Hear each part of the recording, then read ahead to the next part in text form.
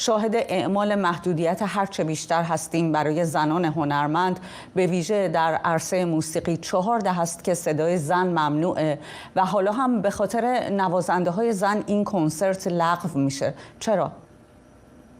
سلام عرض می‌کنم شما و بینندگانتون. بله، متاسفانه این اتفاق همچنان داره میفته و بیشتر و بیشتر داره میشه.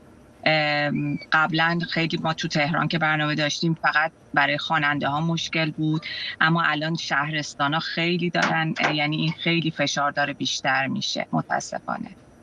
بله، و خب حالا با توجه به اینکه شما سابقه کار دارین در داخل ایران، هم تا حالا سابقه داشته که به خاطر نوازنده زن این کنسرت ها رو بخوان لغو بکنن یا بهشون مجوز ندن؟ چون تا جایی که ما تجربه داریم این هستش که همیشه خوانندگی زن ها ممنوع بوده، اما الان به نوازنده ها هم رسیده این محدودیت ها. بله، و کلاً این قانونی که تو ایران وجود داره یه جوری قانون بیقانونیه. ما مجوز مثلا چند بار شده مجوز گرفتیم نزدیک اجرا، یعنی مثلا مجوز یه شعر رو گرفتیم، چون مجوزهای مختلف باید بگیری وقتی میخوای اجرا کنی، مجوز شعر، قطعه، همه چی گرفتی، داری میره رو سن میگه نمیتونی شعر رو اجرا کنی، یعنی خواننده نمیتونه بخونه اون شعر رو.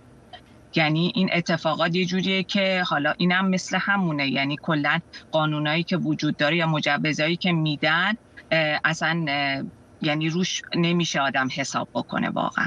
بله، در میانه اعتراضهای سال 1401 بود، پاییز پارسال، وزیر فرهنگ و ارشاد اسلامی از هنرمندها خواست که کنسرت برگزار کنن، برنامه‌هاشون رو به طور عادی پیش بگیرن و گفته بود که برای برگزاری کنسرت در هیچ استانی مشکلی وجود نداره. البته معاون هنریش بعداً اومد گفت که در مشهد و قم نباید برگزار بشه کنسرت، همونطور که در واتیکان برگزار نمیشه. اما همزمان که دعوت کرده بود وزیر ارشاد از هنرمندا برای اینکه کنسرت برگزار کنن، ما شاهد این مانع تراشی‌های حکومتی هم هستیم. تناقضی در رفتار و گفتار مقام‌های جمهوری اسلامی دیده میشه. تحلیل شما چیه از این تناقض؟ من به نظرم کلا همین که میگم قانونی که وجود داره یه قانون ثابت نیست. مثلا من خودم با ارکستر ملی بارها شده بود تو اصفهان، تو شیراز کنسرت داشتیم، نوازندگان هم خانوم بودن و آقا، هیچ مشکلی نبود. اما بعد مثلا یه هفته بعدش یه گروه دیگه میرفت، اجازه نمیدادن خانوم بره بالا. یعنی واقعا این یک چیزی نیستش که ما بتونیم، یعنی هنرمندا مخصوصا خانوما بتونن زندگیشون رو بر این اساس برنامه ریزی کنن. واقعا هیچ برنامه ریزی نمیشه کرد روی این قانونایی که میذارن. مشکل اینه.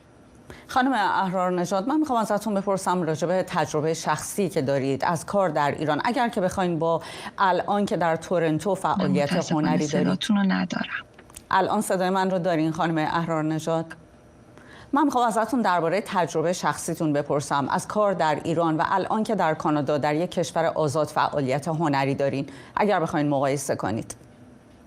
من میتونم الان همین مثالی که من الان تو ماشین هستم باهاتون متاسفانه در صحبت میکنم، نتونستم به خونه برسم چون توی مدرسه کنسرت داشتم. یک ورکشاپی بودش که توی مدرسه داشتم، اتفاقی که تو ایران هیچ وقت نمیافته. و این یکی از کوچکترین چیزهاست که بچه‌های ما تو ایران با موسیقی نمیتونن از بچگی آشنا بشن توی مدارس.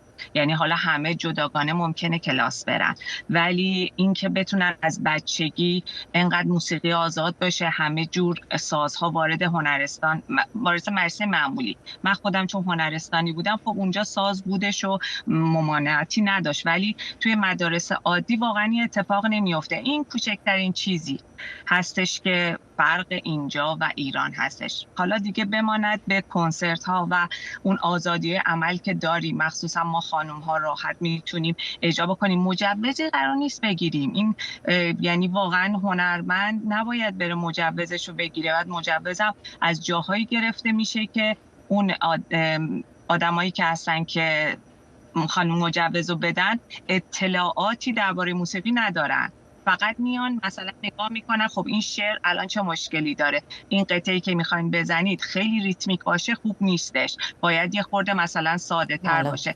و این اتفاقات ایناست که خیلی اذیت کننده است. تشکر میکنم از شما پدیده احرارنژاد، نوازنده تار و ستار که از تورنتو کانادا همراه ما بودید.